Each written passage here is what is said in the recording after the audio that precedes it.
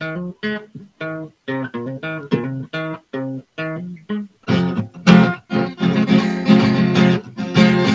you can tell by the way we're marking out we're talking. It's the time to shout. Legos, Godzilla, robots, and things that make some noise. Oh yeah, we're geeking out about McFarlane toys. They look so cool, so much detail, man, they rule. Come on, guys, let's start the show. Way too reals, Melissa's here to join in on the yelling this Saturday morning because it's Market Mania. Market Mania. Hope Zeus keeps this one Thunderbolt free because it's Market Mania. Market Mania. Oh my god.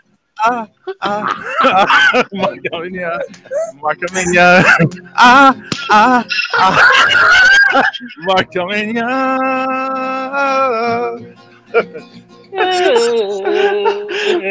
We're marking out.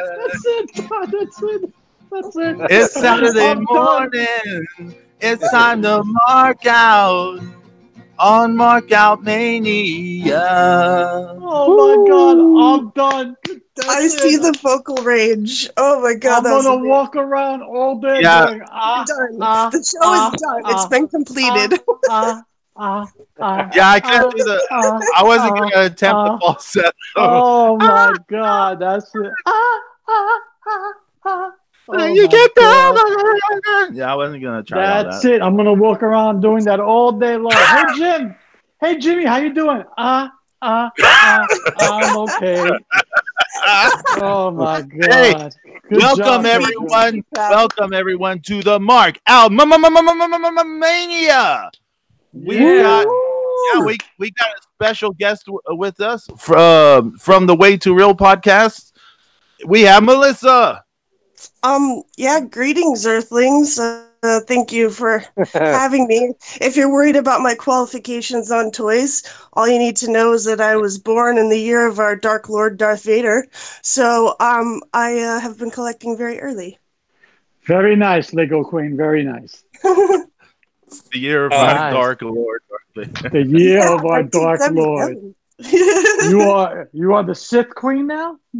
Nice. Oh, Sith, yes. Any of the Dark, any of the Siths, any of the Darths, any of those I'm down with.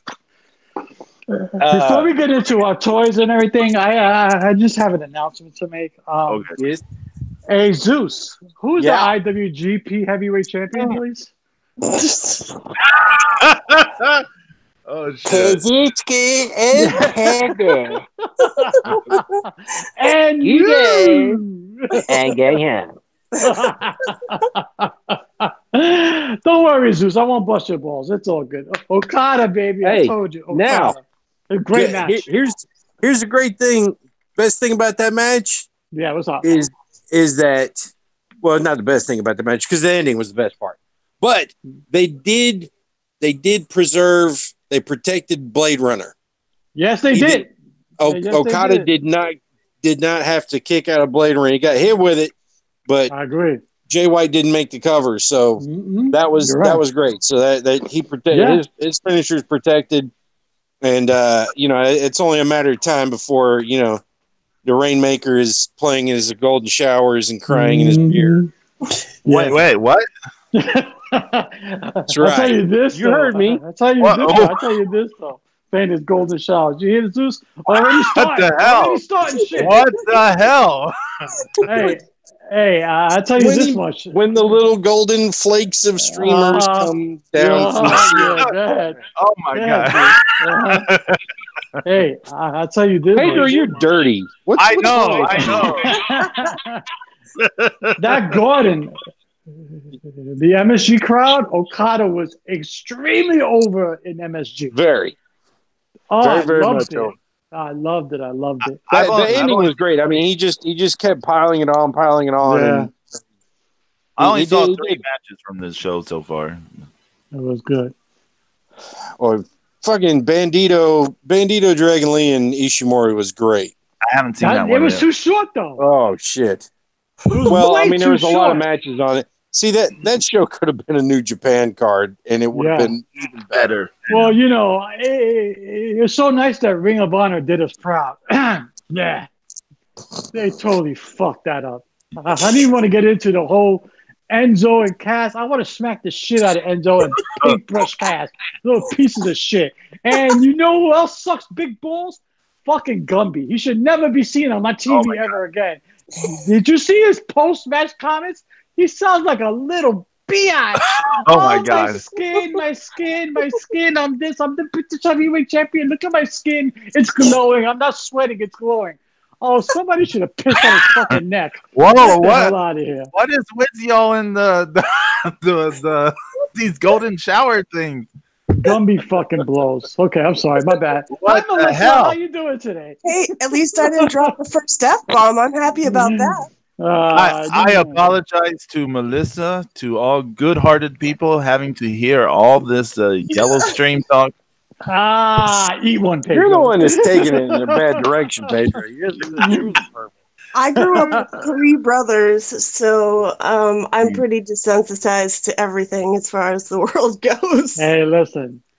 It's so nice to have you on the show, Melissa, but I got to keep it real, so it's all good. fuck Gumby. He was horrible, man. His post-match interview was disgusting. We can't expect anything less, right? I'm like, it was shameful. Horrible. Yeah, I don't like the booking of what they did with the women's title on the Ring of Honor thing.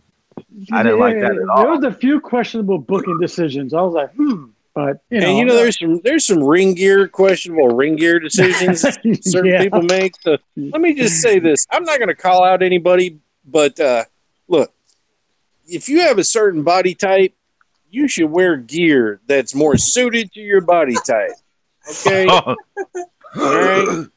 Because we used to have this drinking game back in the 90s called the Bradshaw fucking drinking game. Every time he pulled his tights up over his belly, he'd take a shot. And it takes about 30 seconds to get drunk as fuck, because he even had to do it standing on the outside of the ring. Yeah. If anybody needed a singlet like fucking damn Harlem Heat used to wear, it was Bradshaw. He just, Spandex is not for everyone. Well, I was going to say, Layfield, he actually was like the bit of a bunch of jokes in my household. Like they'd call him Jiggly Butt Layfield and all sorts of things. So I think I understand what you're talking about. Jiggly Butt Layfield, that's awesome. Because it works with the initials, the JBL. Yeah. I'm a wrestling god. Oh, shut up. Yeah. So I was trying to make a list of like all my favorite brands of toys, and I came up with the most retarded list. It's horrible. There's like a million things on here. I don't know what you guys want to start with. If you want to go early, or if Star you guys Wars. Star Wars. That was very definite from Zeus. Star Wars. That was your first toy, Zeus? Was Star Wars? No, it wasn't. You see, like I was mentioning yesterday. I had an older brother. He's 11 years older than me, so I got a lot of hand-me-down stuff. And I got his 12-inch G.I. Joes. Nice. Those are nice, man. Yeah, and so that this is like in the 70s before Star Wars came out, and they were amazing. And like I had like the one with the diving bell helmet and all these great outfits and flight suits and all this really cool shit. And then still, even before another toy line I was getting before that was called a Johnny West. He was a cowboy, and I've never even heard of that. Yeah, and they had horses and evil cowboys and Indians and all kinds of stuff like that. Because Lone Ranger was still big on reruns and stuff, but. When 1977 came around, it was Star Wars. Star Wars, yeah. Oh yeah. Game changer. You were saying, Melissa? I'm right there. You were saying that Star Wars was your thing, huh? Well, the first 2 things that I remember collecting is Strawberry Shortcake and maybe some Cabbage Patch Kids. But yeah, Cabbage Patch. Star Wars for sure. Like my grandpa was an engineer and he was all into the sci-fi things. So luckily I was exposed probably since birth. But yeah, I started collecting, all the Star Wars figures and everything that came out. I actually didn't take a whole lot of pictures of those because they're all in tubs. I probably have like 13 or 14 tubs that are all just old Star Wars toys. Wow. That's like Nice. predominantly what my collection was until I just started branching out. That's awesome. I mean, that's some great stuff. I mean, all you guys were posting some amazing pictures, especially you, Pedro. All week on like all week on Twitter, man. You guys were, I mean, posting amazing, incredible pictures of your collection, man. I was drooling at some of your stuff, I was like, look at this stuff, look at that stuff. I mean, you guys had some great shit. Pedro, It of was, course, you, Mel. It was like some, I mean, really good stuff. it's impossible it's impossible to take a pictures of everything because like the That's Godzilla how I stuff, felt. I have so much Godzilla stuff I can't show everything. It'll just take too much effort. Yeah. So I got a room, an entire room that's all dedicated to Star Trek. oh, Star Trek, the Next Generation, man. all that shit. Yeah. your setup. I said that we're gonna steal it. I want to steal your Yeah. stuff. We're gonna just wait until we know you're not at home, and then we're gonna come in and swoop on those ships and the Captain Picards and stuff. I have a dump truck because it's a lot.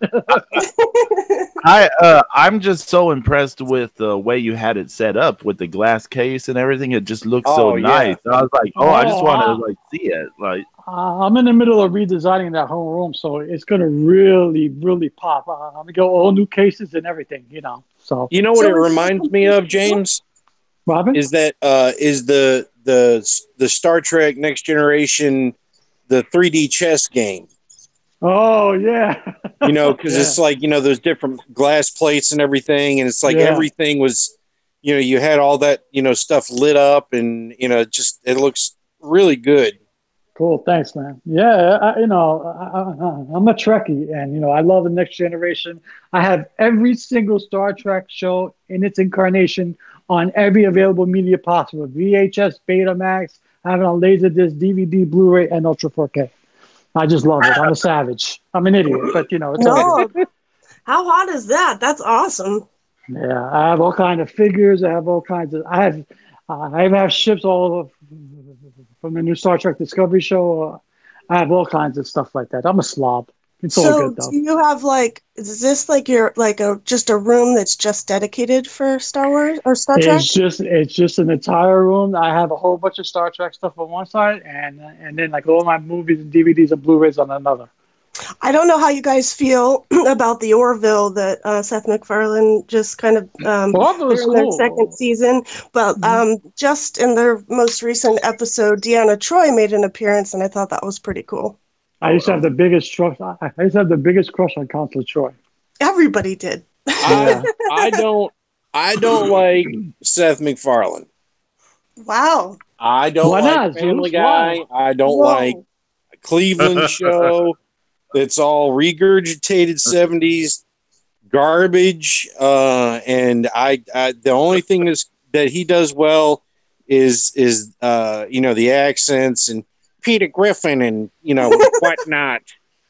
Quahog, yeah, I'm from Quahog. We're gonna do the same joke of 40,000 times, and then we're gonna have a disconnected joke, and then we're gonna laugh like idiots. Okay. How do you not like Marky Mark and the teddy bear? Come on. Have you ever heard him sing standards? He does a really good job with that stuff. I'm not saying he's not talented. I'm just saying he's stupid. And a hack. Oh my god. I mean, but I started my toys all young. I mean, young, like I would get the Miko superhero action figures like Aquaman, Batman, and like Superman. Like those were. They used to have the cloth outfits and the plastic little capes and stuff like that. Oh, yeah. And then it just exploded from there. So. Another toy line that was pretty small, but it was pre-Star Wars.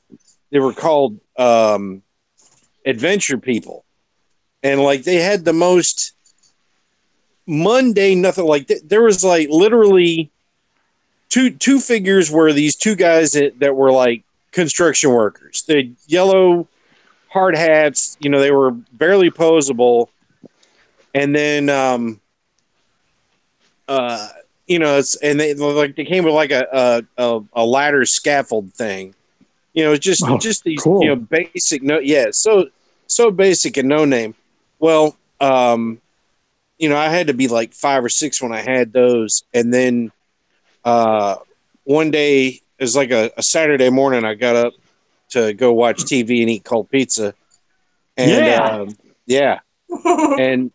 and on top of the refrigerator were my 2 adventure people, but my brother had taken tinfoil and Scotch tape and turned them into medieval knights. Nice. That's nice. Yeah, that's and so awesome. it's like that's cool. Yeah, so it's like that was so cool, and of course, you know, you play with things, you destroy things. So like the armor got, you know, ripped off, and you know this, that, and the other, and so yeah, for until Star Wars came out, I think I went through a lot of Mom's aluminum foil, a lot of the Reynolds wrap. Nice. Well, I'm not the biggest Star Wars guy because because I'm more of a Trekkie, but I do like Star Wars, and I have to say I have in my collection, I have the blueprints of the original Death Star, and if you unfold the blueprints, because it covers my entire bed.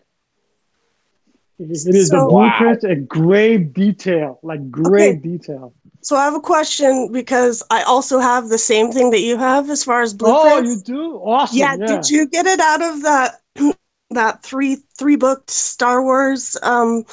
Did you have to buy it from a bookstore and then they came with all the blueprints? Because that's how I got mine. I bought it. I was at a Star Trek convention, and there was a guy with a Star Wars booth. He was selling a whole bunch of books and maps. And I wrote a whole bunch of maps of the solar system, Nice. And within those maps, there was a booklet, and I opened up the booklet, and then I pulled out the whole thing, and it unfolded into a giant blueprint of the Death Star, and I lost my mind. We're gonna have to compare maps. Yeah, because I was like, how the hell did this end up in here? And it covers my entire bed. It's huge. Yeah, mine's very large as well. It actually has. I think we have the same one then. Yeah. It has the specs for Slave One and like a bunch of other like ships and stuff for Star Wars, the universe, and everything. So I think you and I gotta have to compare this. Yes. Yeah, I think so. We gotta see. So.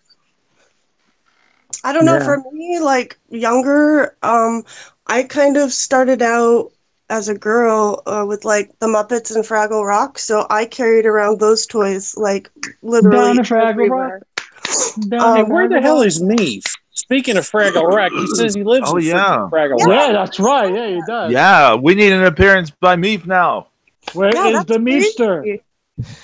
But I mean, I have a really good story. They opened a Muppet museum, and I can't remember what state they started it in, but for years before they opened it, they were gathering up like every kind of puppet from every production that you can think of so they could put it in this museum. So even private collectors were getting hit up and stuff like that. And just maybe a year or two before they started, gathering all of these like puppets, Muppets, and everything else, I actually ran into, there was a guy who was a cameraman on Fraggle Rock, and I talked about how much I love Fraggle Rock and this and that, and he said, well, I'm getting older and I have something in my collection that I only wanted to let go to somebody that I knew would appreciate it. And so I started getting interested, and he actually ended up getting a doozer from production that was on, actually on camera. And he's in my glass case. I have pictures of him. I should probably take some better ones, but I think I posted in one of my pictures, you could see him with the Muppets, but he's actually a production doozer from Fraggle Rock. He's probably the best part of my collection. I think if my house was burning down, I'd have to grab him. Nice. But But it's hot, right now, like it's almost impossible to get any production Muppets because of everything went to that museum. So I just got really lucky, grabbing it before, all that started going down. That's awesome to have in your collection. That's amazing. Yeah. I just realized we lost Zeus. Yeah, Zeus gone again. You see?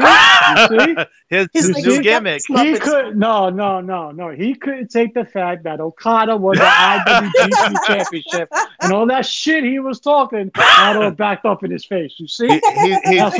He's buying some custom made toys to reenact it the way it was supposed to happen. Yeah, exactly. He's gonna make a fan made film and put it online and goes, "No, you see, that was fake news. Here's the real match." Yeah.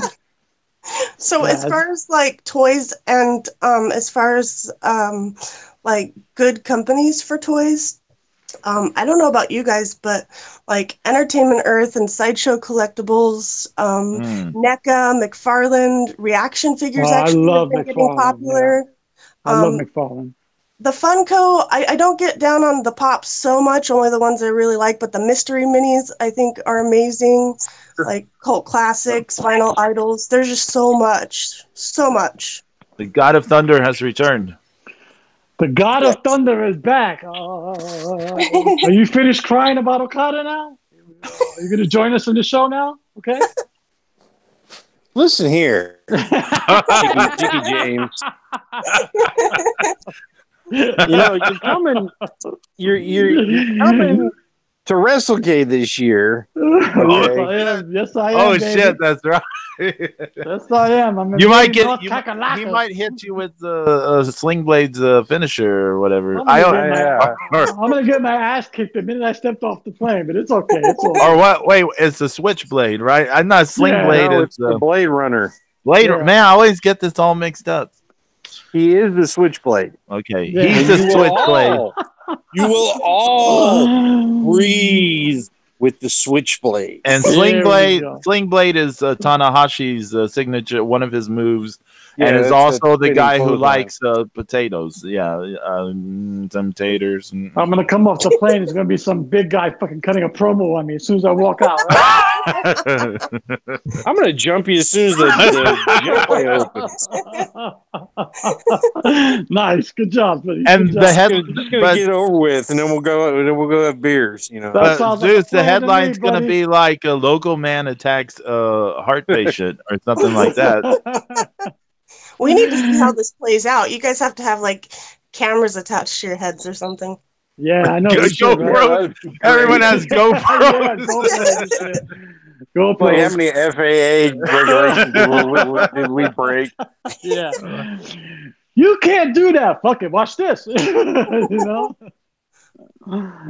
that'd be fun. Of course, with the cutbacks, security's pretty lax at the Greensboro Airport. I deliver there about once a week, so it's pretty sad right now. I probably shouldn't be saying this on here. Damn it. Easy, killer. Easy. And the podcast gets cut.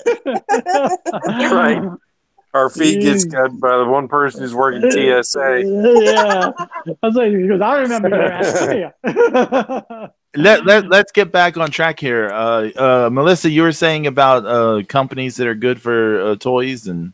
Oh, it's ridiculous. I mean, like, I named a few, but also, I mean, like, Cult Classics and Mezco.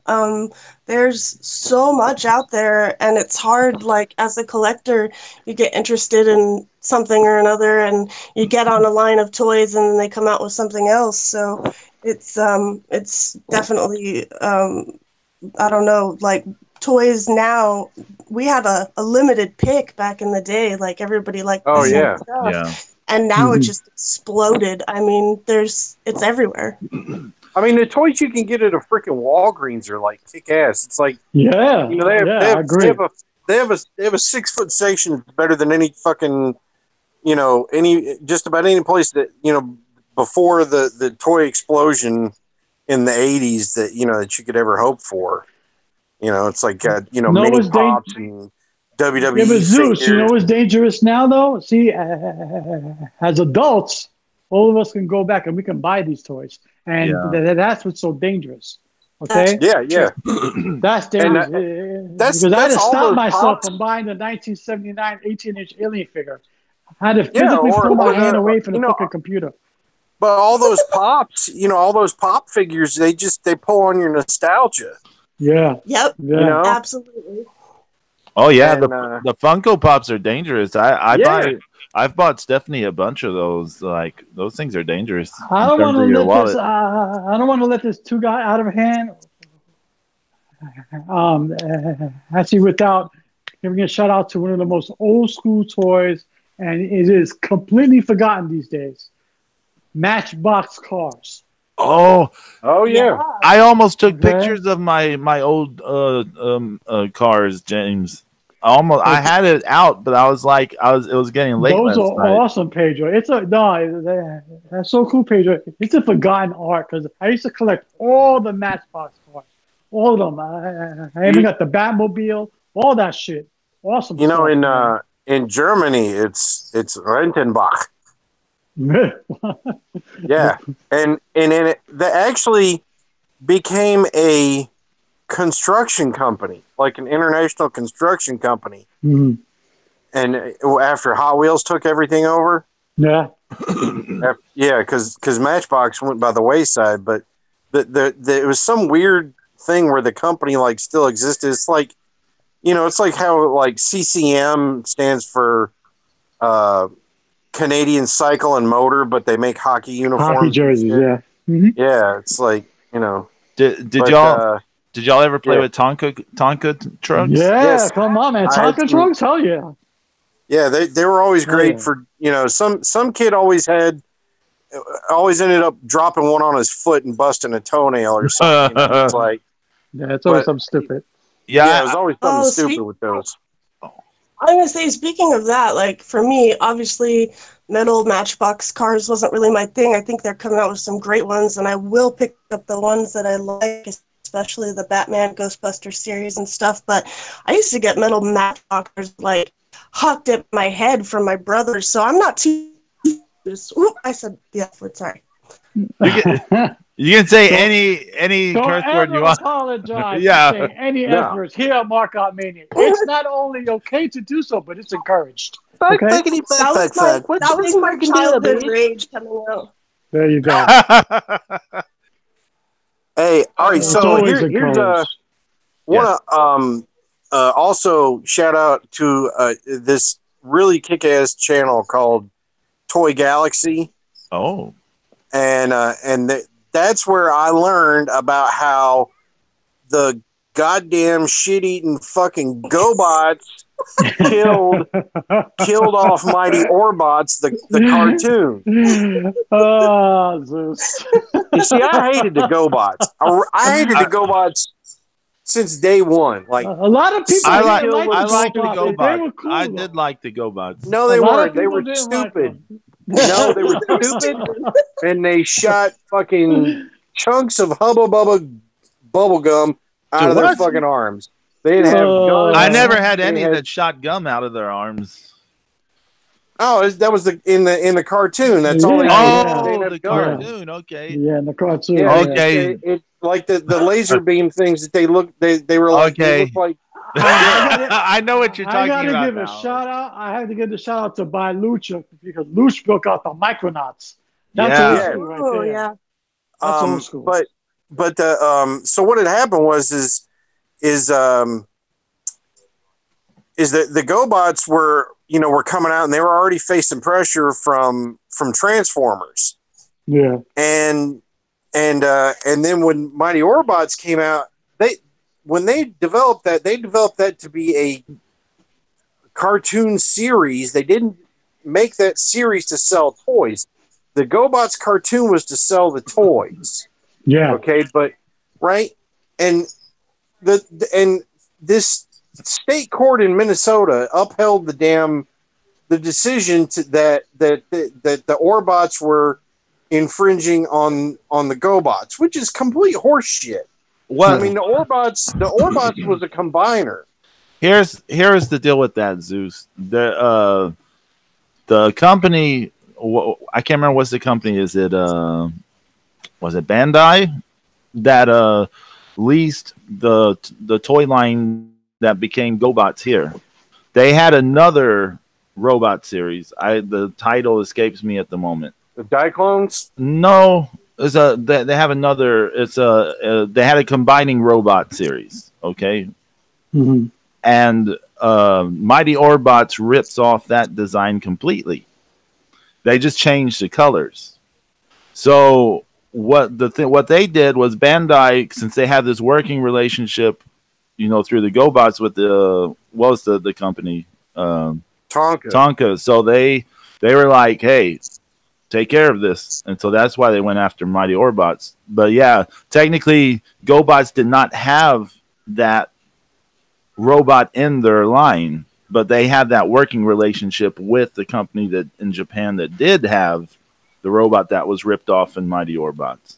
Cool. I just want to give a quick couple of shout outs in the chat. YHH.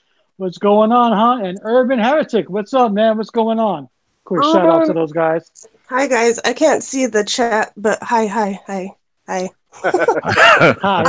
wanted to ask you guys, did you guys miss the boat on Voltron? Because I know that, we're all relatively the same age, but I might be just a few years younger than you guys.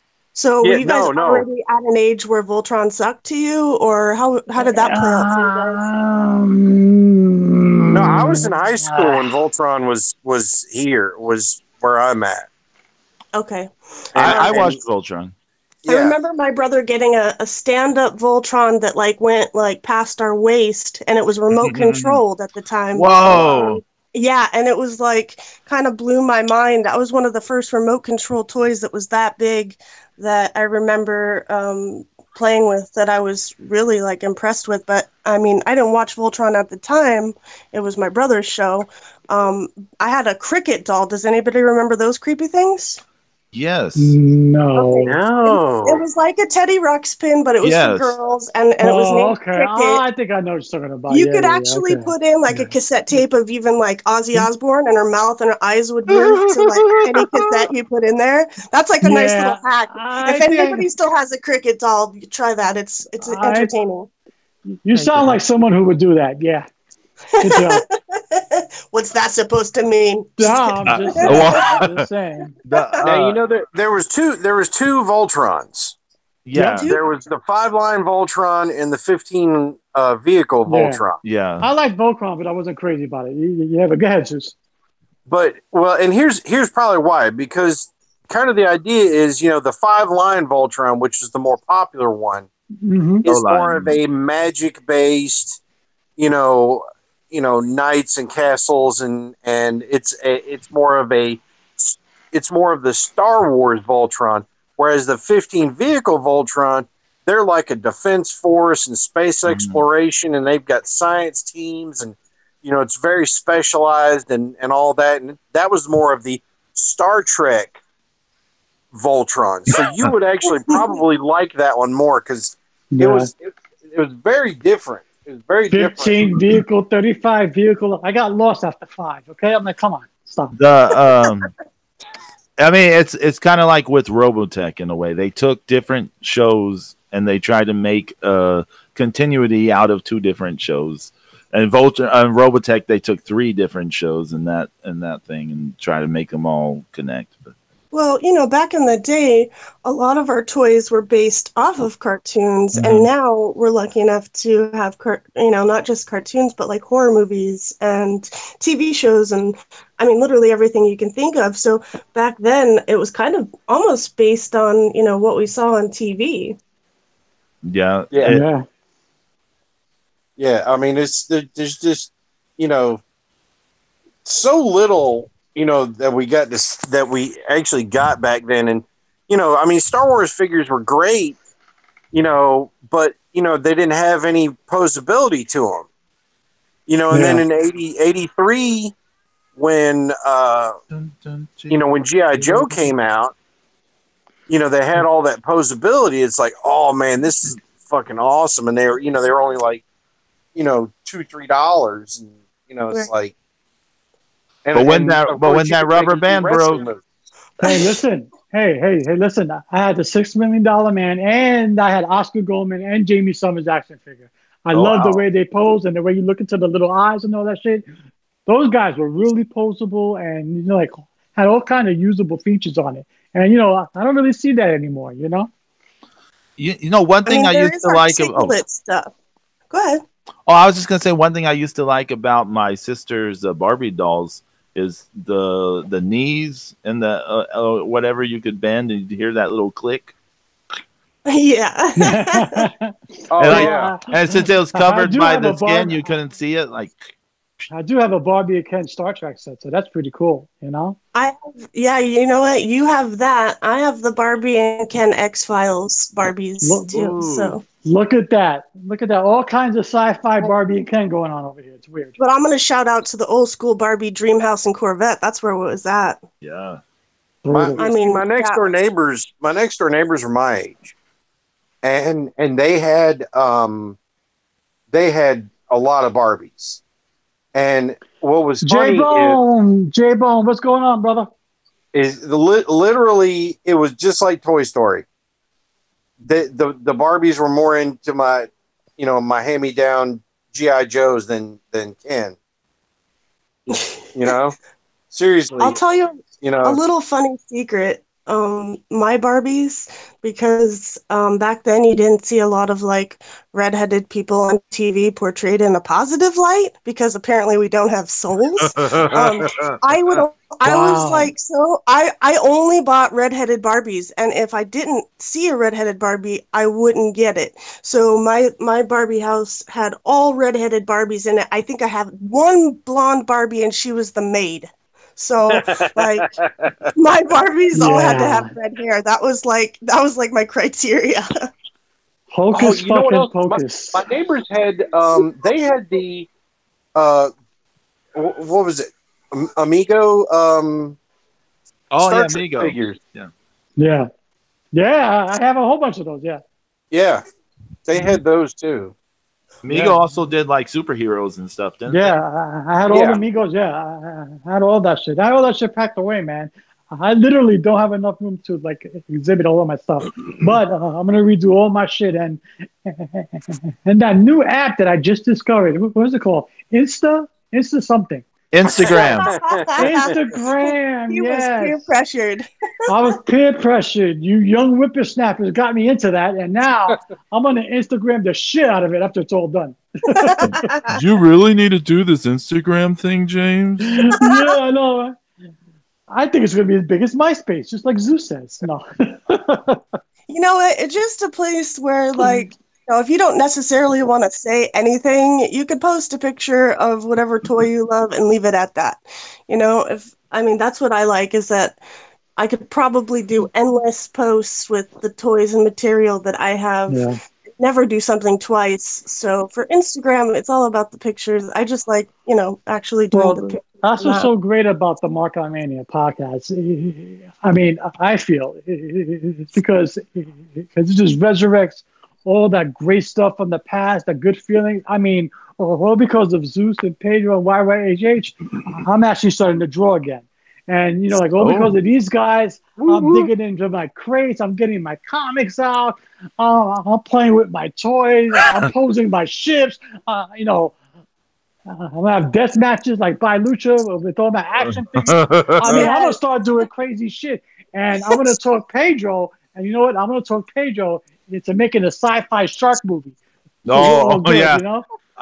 Yeah. So, it all brings it up, and it's all a good feeling.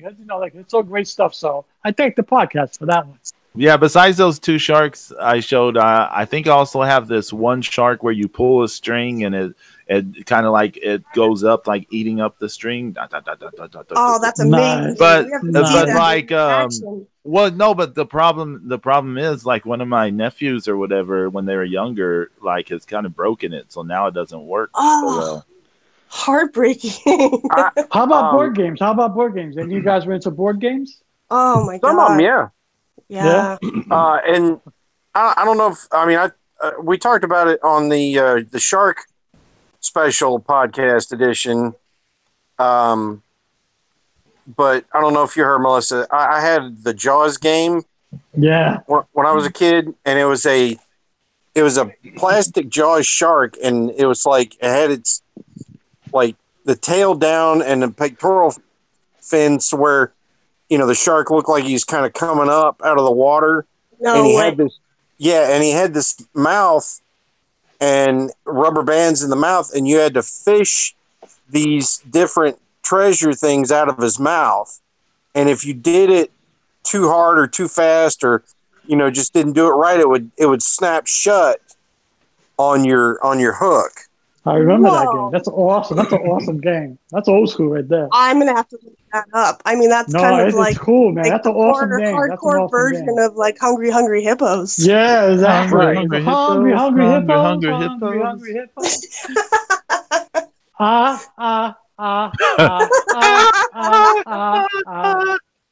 Oh my god! Did anybody have a Monchichi? Yes. Oh my god! Yes. Monchichi. Wow. Yeah. No, was that really the song? Like when I was in school, we used to sing Monchichi, Monchichi. I know karate. Monchichi, Monchichi. Actually, it was Monchichi, Monchichi. Oh, so soft and cuddly. Oh, wait! Time out. Zeus, if you're gonna say it, sing it, brother. Come on. I'm not singing. Sing it. Come on, Zeus. You can do it. Monchichi, oh, so soft and cuddly. What? Oh my god! Oh my stars and garters. They remind me of like little Bigfoot babies or something like. Oh. We used to say that's where Tina Turner got that 80s hair from. There you go, yeah. From the Munchichis. Yeah. Hey, don't laugh. I used to have a cheetah pet, so that's brutal. So there you go. Everybody had to have one of those. Yeah. Did he leave you for not feeding it? Yeah, he left me. He said, it was like my, he just left. He said, James likes to starve his victims. I like to starve my victims. Yeah. Hey, something to bring I'm up. more like Hannibal the Cannibal. I like to eat my victims. Since we're talking about different, what's it called, licenses and stuff. Legos has like kind of like Funko before Funko even, they have like a gazillion licenses and put out a million things. And we have the Lego Queen with us. That's right. We got the Lego Queen. Tell us about Legos. Let me tell you, I do teach a Lego class, so I actually do get paid to do Lego classes for kids. That's awesome. But the licenses started in I believe it was 99 when they first started obtaining licenses for, like Star Wars, SpongeBob, all that type of stuff. All that is so highly collectible now. But the one thing I love about Lego is that there's millions of possibilities. I love making the customs. I can make a custom of pretty much anyone because there's so many different parts and pieces. You could never get bored with it. But yeah, they've gone on to do tons of stuff. They just put out the Flintstones house with the characters. They've done Scooby-Doo. There's so much. But yeah, it was around 99, I think, when they started with the licensed stuff. So yeah, that's what I remember getting, SpongeBob. Harry Potter, oh my gosh, don't even get me started with that. Nice. I have incredible. I have a confession to make here. When those Phantom Menace Lego sets, I had a bunch of those. Yeah? And I don't have them anymore. Oh man. I know. Do you have the pod racing set? No, I don't think so. Okay, good. I didn't want to break your heart because that pod racing set, there's a figure in the pod racing set, and it's the blue guy, and what the hell is his name? I don't even remember. Yeah, Watto. It's Watto.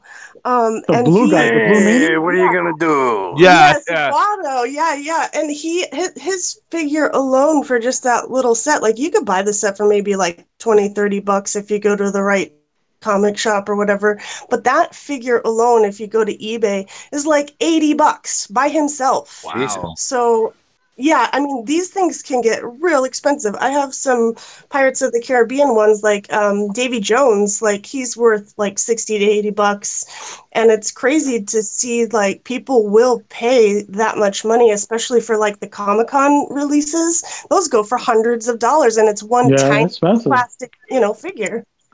There is my first Legos were Medieval Knight Legos.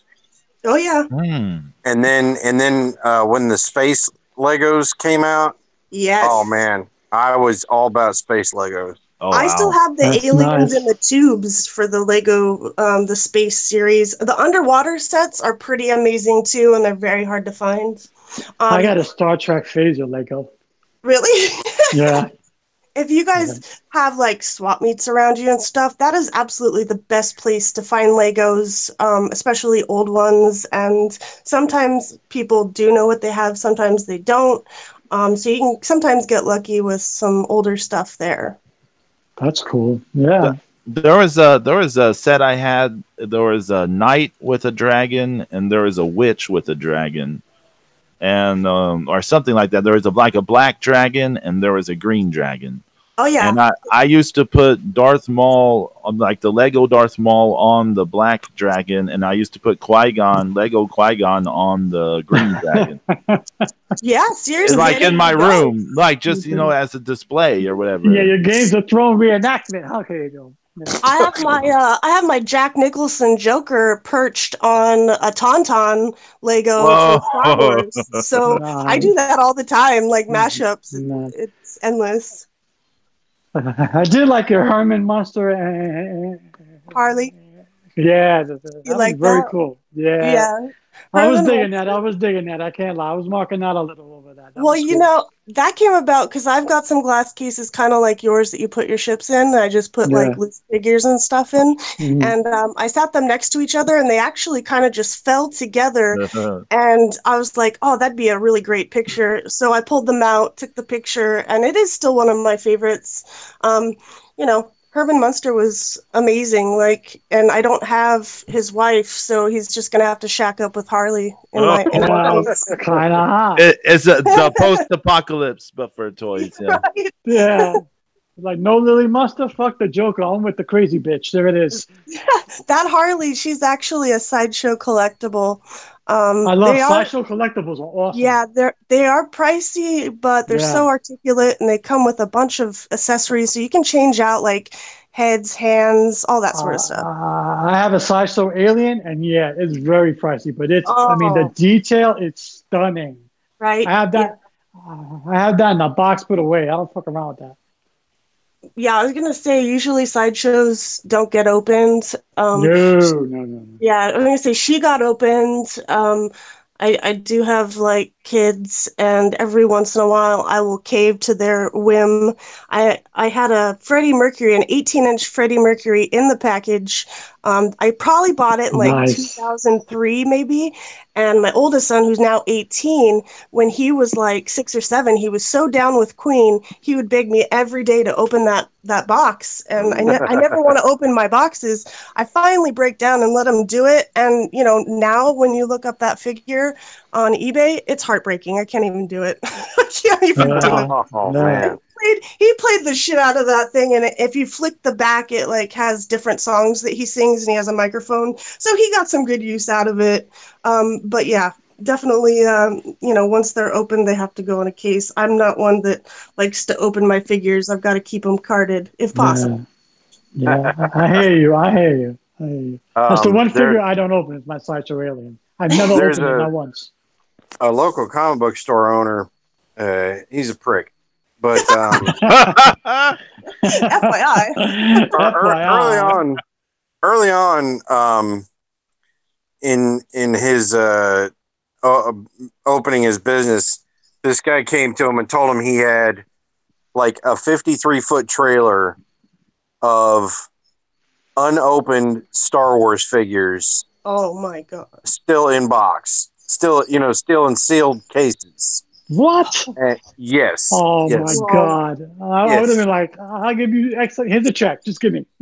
Right. So, like this dude, he was like, he said, He said it's worth it to me to give this guy money to find out whether he's lying or not. Because if he's not lying, then he's like, I'll buy the whole damn thing. Right. Yeah, I mean, yeah, you're crazy. Yeah, like hell yeah, let's go. But I said, look, man, I said the likelihood that he's not lying is so minuscule, it's not even funny. Right. And he said, well, it's only going to cost me $20,000, deposit, and he wants $250,000. I said he wants $250,000 for how many cases? He said he thinks it's like 1,000 cases. Holy! My God! I said that's $25 a case, dude. I said that's ridiculously cheap. Why would he sell it to some private, dude, in mass when he could get a whole lot more than that individually? Selling it himself. Right. I was like, you're not thinking right. And he's like, well, we'll see. So of course the dude was lying. Oh, and it took him like a year to get his money back. Oh my God! I'm like, well, that's what you get. I said you shouldn't have got your money back. You're an idiot for selling them for that price in the first place. Shoot, I have a question for all of you. Now, at your age right now, what is the one toy that you wish you could have that you don't, that you want in your collection? Like, for me, I think I mentioned that I've been looking for like a very mint condition Moss Man from He-Man. Is there anything that you guys know is out there that you really want? Well, my white whale was the original mail away Boba Fett. Oh gosh! Wow. With the backpack that actually shot, that had the spring loaded. Yeah, had the spring loaded rocket shooter in the back, and because when they came out with him for actual production, they didn't put the spring in. They just glued the rocket in, so it didn't work. Oh yeah, your Moby Dick is like the biggest Moby Dick out there. Yeah, like hello. You got a really dirty mind today, Paige. What are you talking about? Moby Dick, the whale. It's the white whale. You don't call it a Moby Dick. I'm not trying to acquire a Moby Dick. It's the Boba Fett.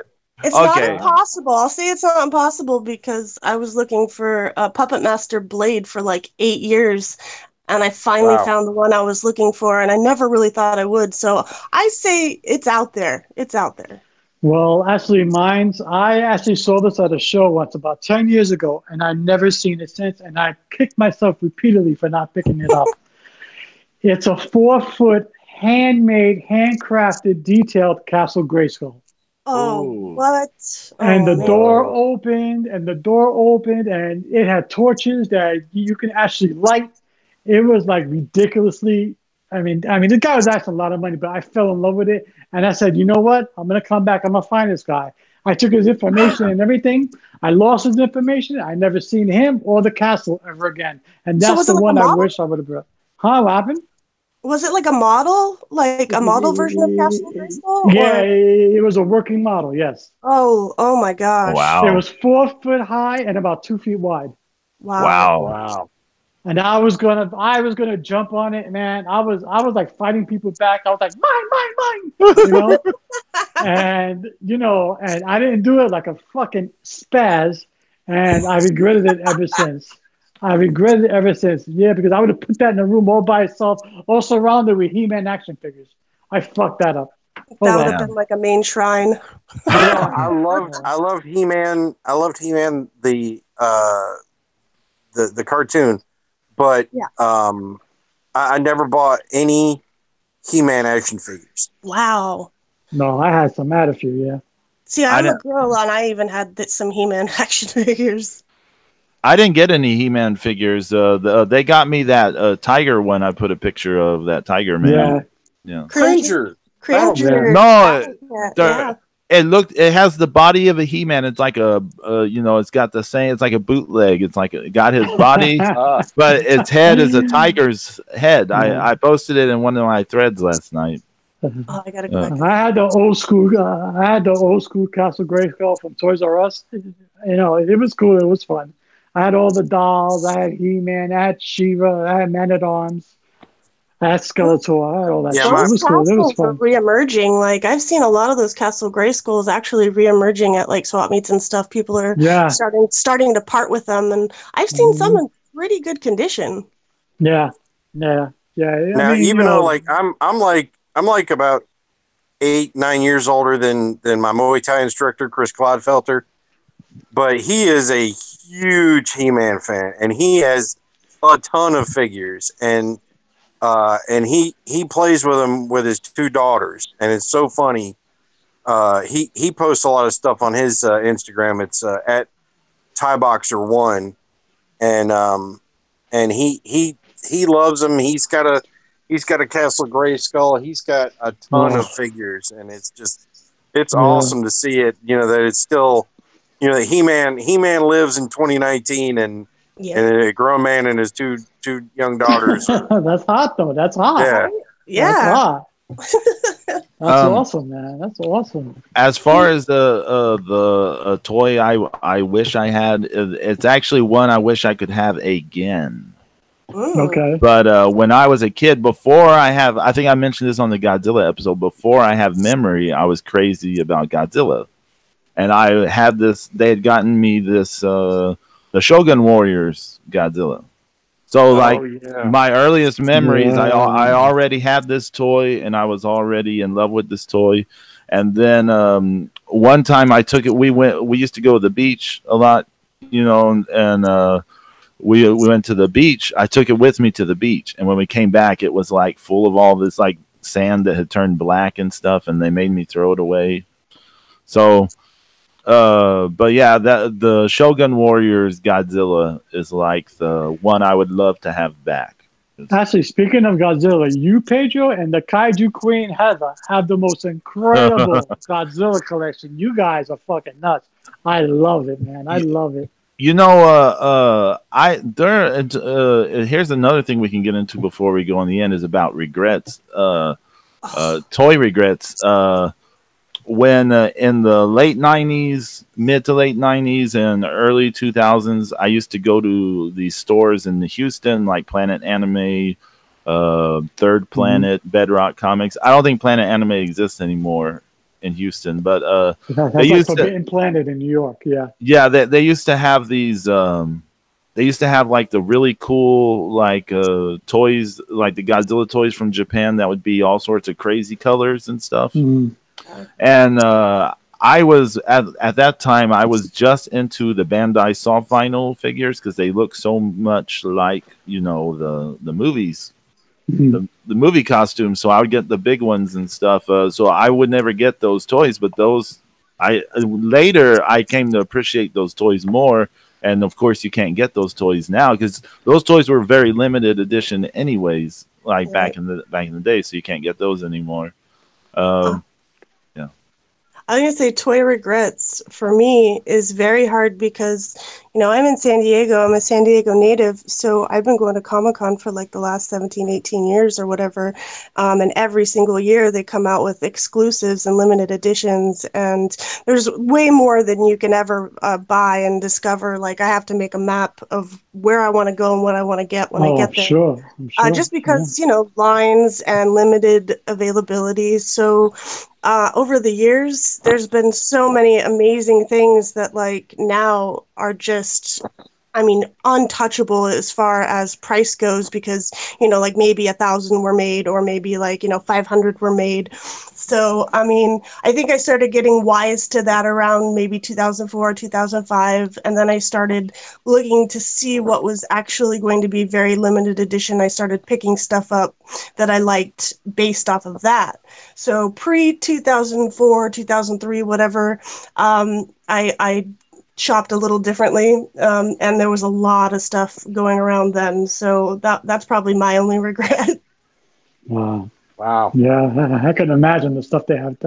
I can imagine the stuff they had at San Diego Comic-Con. It's like ridiculous. I can only imagine. I mean, they have private sellers on like one floor, and then all the entertainment companies are on another. So they all have their stuff that comes out, and then private collectors have all their old stuff. Everything that we've been talking about, you could probably find on the floor. So it's like a sensory overload every year as far as like toys go. It's, oh my gosh, too much. Actually, speaking of toys, I'm a huge fan of the McFarlane action figures, man. Oh, I love McFarlane stuff. I have the Universal monster sets. I have Dracula, Frankenstein, the Mummy. I have that shit. I mean, those sets are incredible. I have all of those. I love Spawn. I love all the Spawn figures. They're amazing. Yeah. Such great details. Such good work. All that stuff is amazing, man. I still have the John Leguizamo character from Spawn. I think that's the only one I still have left. And yeah, they were really well made. I love mostly all the McFarlane lines. It's ridiculous. John Leguizamo is by far and away the best part of the Spawn movie. It's the only part of the Spawn movie. Yeah, but if you want to see the definitive Spawn, if you want to see the definitive Spawn, you got to watch the HBO series. That was amazing. That animated series on HBO was the definitive Spawn. But yeah, man, John Leguizamo killed it as the Violator. He was awesome. Absolutely. My oldest, he had top billing too. Yeah, he did. Yeah, he did. My oldest brother. Sweetie. I was just gonna say my oldest brother ran a toy store for a little bit. Oh, and so like when McFarlane Toys was starting out, he used to get all that stuff, and he would give my brother Larry and I some of those things. So for a while, I used to have a ton of those, early McFarlane toys and some of the other things, but I don't have them any longer. But did y'all ever see that giant devil one, the giant Satan McFarlane toy? It would like laugh or something if you pressed a button. Oh no, I didn't see that. It was like super tall. It was ridiculously tall. Nice. I did have some Teenage Mutant Ninja Turtles. Oh, I had a few of those. Good job, Zeus. Good job. Yeah, man. Yeah. Well, I lived. I've told that story before, but I did live over top of one of the guys that played in the Michelangelo suit in the first movie. Nice. Because where I went to college, it was only a couple hours from the beach, and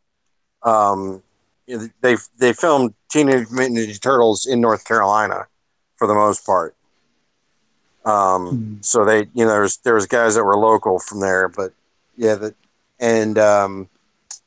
also my buddy John that owns Parts Unknown, the comic book store. He used to do his own conventions and shows and stuff, and he had, he made real good friends in the comic book industry, and he got Kevin Eastman to come to his show, and Kevin wouldn't take any money, and he was doing sketches for free and talking with fans and everything, and John was like, Kevin, you gotta let me pay you for your hotel room or your flight or something. He's like John, I made $30 million last year off of Turtles merch. He's like, I'm okay. He's good. It's like you're my friend, and that this isn't something I do all the time. He's like, but and it's just like, it's amazing to think, he's still, it's like those two guys took an idea and ran with it. And it's like, became one of the biggest properties, of all time. And it's like, it just keeps coming back, and, even though the last two movies are trash, You and that brutal whore, Megan Fox, yeah. As far as Kevin Eastman goes, he is actually one of the nicest guys I've ever met. My best friend worked for IDW Publishing, and he always set up a booth. I think he now still lives here in San Diego. But that guy, just even stuff you don't hear, what he does for fans and people, and he does it, without expectation of money or anything. Like he really has earned everything that he has, because he's such a fucking nice guy. Yeah, nice. That's cool. Peter Laird too. Peter Laird's super nice. I met him, and he's just, just to see him, drawing turtles with a Sharpie and no pencil. You know, he's just cranking it out on paper. It's just like, and they look so good. It's like if people would come up and say, "Yeah, can you draw me, you know, an OG turtle?" You know, it's like, you know, he draw that, you know, that original, you know, turtle that they did, way back, you know, from the first, and you know, he could do the more animated, you know, looking ones. I mean, it's just, he was just amazing. That's so cool. Yeah, I thought I was gonna have another heart attack one day because like I need that's it, not right? funny, but yeah. Yeah, I know, like I need it, but no, because I order a lot of my stuff like through mail, and you know, because it comes with fragile and all that shit. So I had ordered a ship that I've been waiting for about 8 months. It was out of stock, and it finally came in. And, you know, I fucking jumped on it. I didn't care. I fucking paid for overnight shipping. I didn't give a shit. I wanted it in my hands. And it's a 12-inch Borg ship. Oh my gosh. Wow. It's the actual cube and the sphere comes out of it. Oh, wow. So, my mind's First done. contact. It's blown. Yeah, so I hit the doorbell and the guy gives me the box. You know, he does the fucking clicky thing. I sign whatever. Okay, fine. Just leave, get out. And you know, like I'm so excited that I am walking so fast over to unbox this thing that I trip and the box goes tumbling onto my kitchen table. No. Oh no. Now I waited 8.5 months to get this thing. And I'm like, oh my God, no. And in my haste of trying to rip the box open to see if everything's okay, not realizing it, I grabbed the spear part and I chuck it behind me because I'm thinking it's fucking plastic. Oh God. All kind of like plastic peanuts. So I chuck it and it's the fucking spear. That goes inside the Borg cube. Oh no. No. I hear a big pop. I turn around. I see this thing on the floor, and I kid you not, I was having palpitations in the middle of my living room. I'm like, oh my God, the fucking Borg got me. Resistance is futile. I'm gonna fucking die. This is it. They got me. I'm gonna die of a heart attack because of the Borg. Fuck you, Locutus. You know, I was pissed off. And thank God.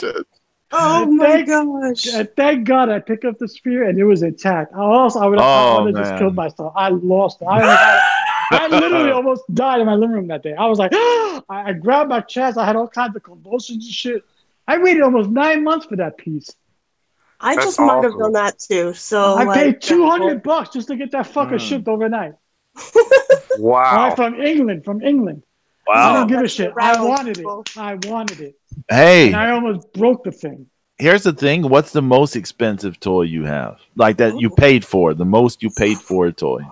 Oh my God! I don't want to get into this.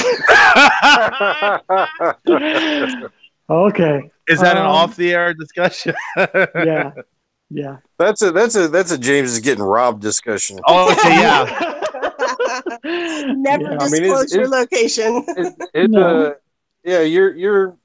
Your collection is already mint. I mean, yes, it's insanely good. Yeah. I put it to you like this, okay? They go hand in hand. One's a toy, and one's isn't. One's an actual toy, but it's kind of like a functioning toy prop of the original Star Trek hand phasers. Wow. From the 1960s TV show. And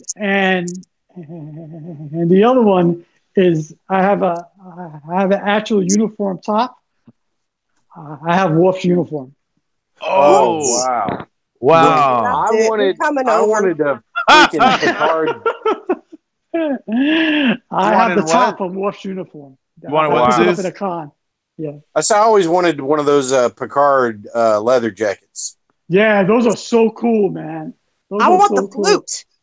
Yeah, I can't find it. I can't find it. Oh, I was gonna get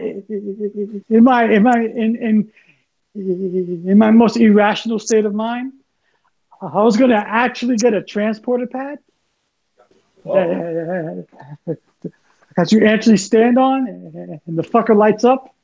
I was actually going to get a transporter pad. I said no. Okay, I have to draw the line somewhere. I'm an idiot if I do this. Hey, if it teleports, then it's worth it. No kidding. Well, only if let me tell you something. If it did teleport, I would not be here doing this show right now. How about that? You'd be teleporting around the world stealing toys out of fucking toy stores while they're closed. I'd be thinking pink. I'll be somewhere right now. You know what I'm saying? That would be our window to go into your house and take all the stuff we want. Yeah. Nah, but but it's so cool to have all these toys and reminisce about all the stuff you guys were saying, like from the Legos and the Funko Pops and the Godzilla toys and the G.I. Joes and the Ninja Turtles. I mean, that shit is awesome, man. It was all a part of our childhoods, and that's what makes it great. There was some good stuff, man. We barely scratched the surface. We're definitely. I mean, oh my! This is just volume 1 of. Yeah, I see volume 2 happening real soon. You know. Yeah. Toy craziness with Melissa. Yeah, man. Yeah, there's a lot of subjects we have to revisit. Really, because Heather too. We need to get Heather on again because she's got so much with all of her kaiju and Pacific Rim and she's got a great collection too. Yeah, man, she's got some amazing stuff, man. She's got some really good stuff. Yeah, I mean, we definitely have to have Heather back for when the Godzilla movie comes out. Yeah, most definitely. Yes. And of course, the toys part too, because we have to have we do have to have the Lego Queen on again. No. Yes. Yes. You're awesome. Definitely. And you're definitely awesome. And for Muppets or whatever else, I mean. Oh yeah, for Muppets and Fraggle Rock. Down to Fraggle Rock. Mm-mm. Yeah, that's a whole hour right there or more. So. Yeah, all kinds of good stuff. All kinds. On a semi-unrelated note, well, actually completely unrelated note. What? Oh. No, what is it, Zeus? I made Chenko last weekend. Yeah. Last Sunday. It was really good. Yeah. Yeah? It's like the sumo stew and the New Japan guys. Yeah, that's right. Yeah. So it's like there's a million recipes for it. You can look it up, but I saw that pic you posted. It looked good, man. It looked tasty, man. Yeah. It's some great. It's very tasty. I might make it again tomorrow. So I don't get that complicated, but I'm gonna have some pizza. I know that. How about that?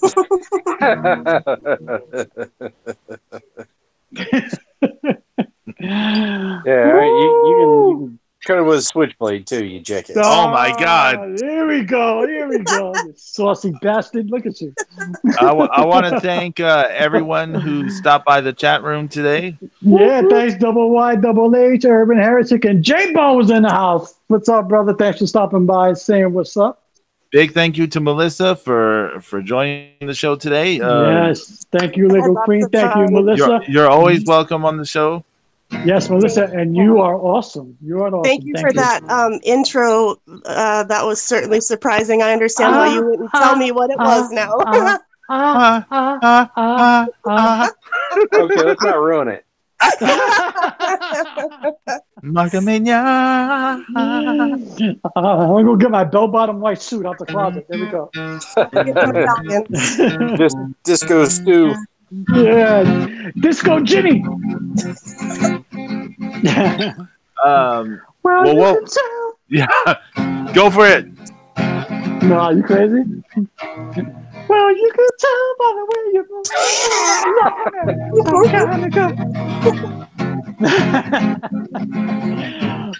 All right, guys. We'll see y'all next week. I don't know what we'll be talking about, but we'll figure it out.